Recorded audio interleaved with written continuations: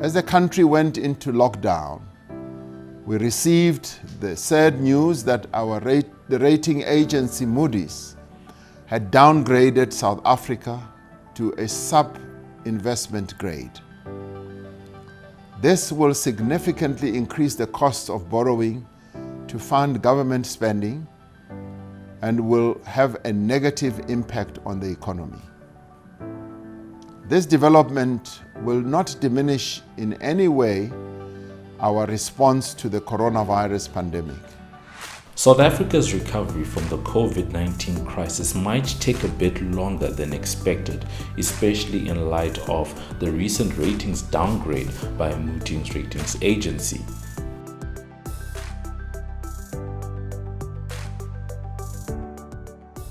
On the 27th of March 2020, Moody's actually became the last of the big three ratings agencies to downgrade South Africa down to sub-investment grade level, which means that South Africa's bonds are going to be taken off the World Government Bond Index that is run by FTSE. A lot of businesses closing down, a lot of businesses halting their operations, and a lot of people without income, which means that the government will likely have to borrow from institutions like the IMF, like the World Bank, to actually help with either the recovery that's to come or with some of its activities during this period of lockdown.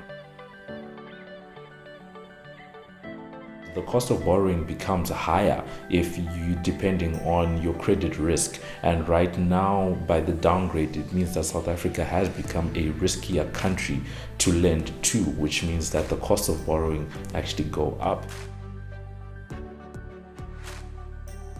For South Africa, that recovery might come a little bit longer simply because there's likely to be a higher cost of borrowing, which then affects the period within which the country can actually reduce that debt component and actually move forward.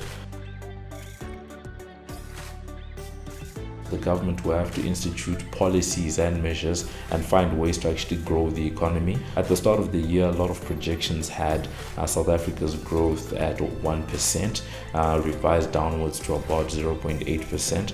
But with COVID-19, that has been taken down all the way into negative territory.